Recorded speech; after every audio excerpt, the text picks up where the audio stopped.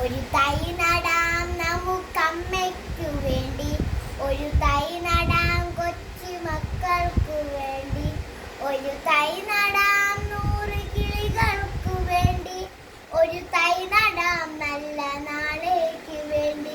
ഇത് വാണവായുവിനായി നടുന്നു, ഇത് മരയ്ക്കായി വീതൊരുന്നു നടുന്നു, അരകിനായി തണനായി തേമ്പനങ്ങൾക്കായി 100 തൈകൾ നിറഞ്ഞു നടുന്നു, അരകിനായി തണനായി തേമ്പനങ്ങൾക്കായി 100 തൈകൾ നിറഞ്ഞു നടുന്നു.